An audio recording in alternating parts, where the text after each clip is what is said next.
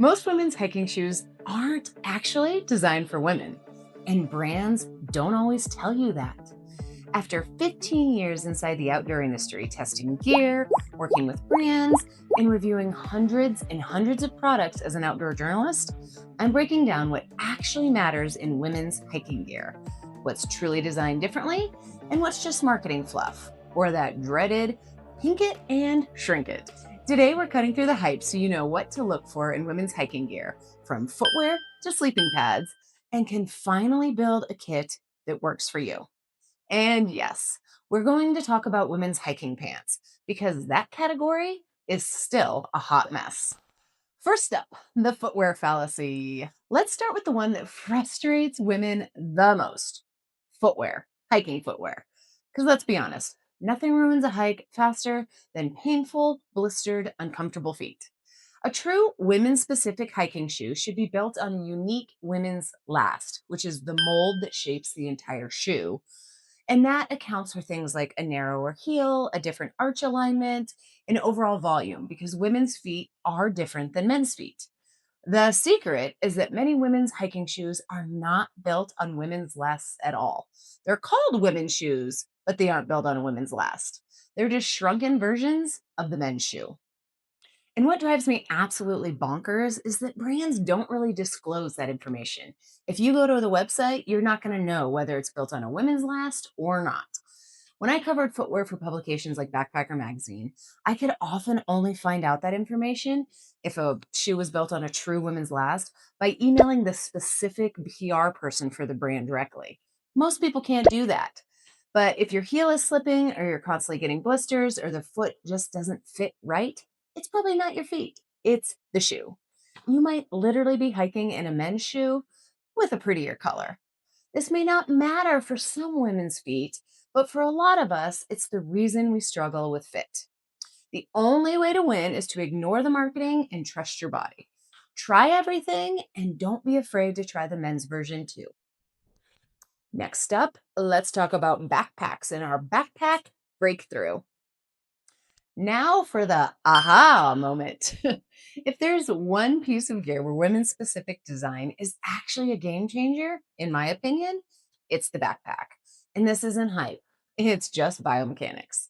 But be careful, because sometimes when you're at REI or another store, you'll see fun looking backpacks in the women's section that aren't actually women specific. It's another classic case of shrink it and pick it. And with a pack, the fit really matters. So most women usually have shorter torsos and narrower shoulders than most men. And a real women's pack is going to be built for that. The shoulder straps are also S curved to go around your boobs so that they don't painfully squash the girls. The torso length on a women's specific pack will be shorter. And most importantly, the hip belt will be angled and padded to sit properly on our hips, because we typically have wider hips than men, especially if you've had a kid like me. A good, properly fitting pack should place about 80% of the weight on your hips, not on your shoulders, of course. And if you find that your hip belt is riding above your hip bones to your waist, that means the pack doesn't actually fit you, which happens a lot for women. A true women specific hip belt is designed to hug these hip bones, transferring that load onto your body's strongest foundation. It is the single biggest comfort upgrade that a female hiker can make. Let me show you. So let me get this on. This one is a unisex pack. And I've used it a ton of times, and so I knew what I was talking about with this one.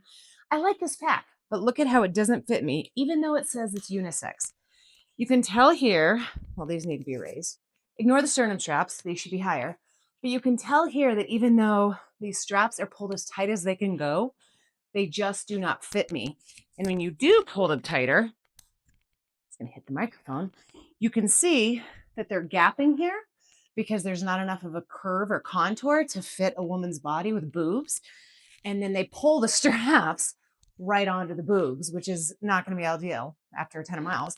Plus, if I loosen these to ease up on my boobs, look what happens with the pack. So bottom line, unisex packs don't fit me as a 5'5", 145-pound woman who's probably on the smaller to average side of things for outdoor women. So this one here is a women's specific pack, and I'm willing to bet out of the gates you already see the difference. So right there, you can tell there's curved straps because look at they're not gapping around my boobs. And if I clip the sternum strap and the waist belt, they're not pinching my boobs. So even still there, no weird gapping. I can tighten them and they don't do anything weird. It just pulls the backpack onto my back. And you can see, I think you can see that the hip belt is actually sitting on my hips and not my waist. So this is why women think backpacks can be uncomfortable, when in reality, they actually just don't fit you. Next up is the hill I will die on. The problem with women's hiking pants. Okay, let's talk about hiking pants. I don't mind bright colors. In fact, I actually love them sometimes. But the real problem with women's hiking pants is the lack of function.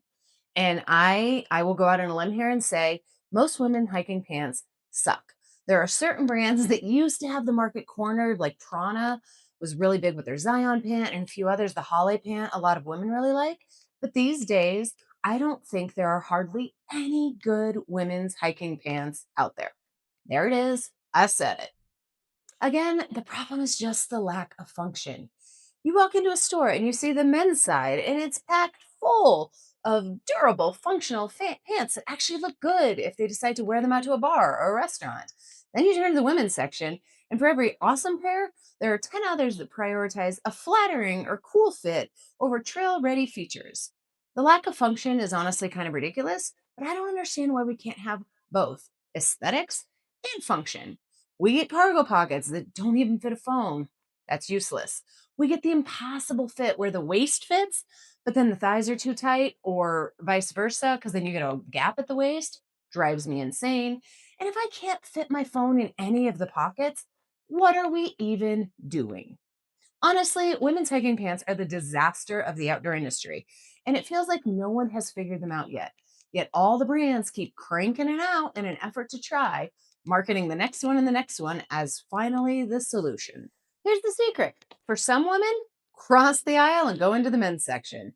Don't let the gender label stop you from buying pants that are actually durable and have the pockets you need. For someone with my body type, that doesn't work because I have hips and men's pants don't account for hips.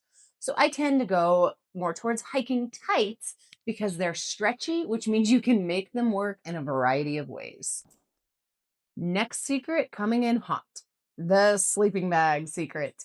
Unlike some gear, a women's specific sleeping bag is truly different and much better. Women tend to sleep much colder than men, so a women's bag isn't just shorter, which it is, it's designed for better thermal efficiency.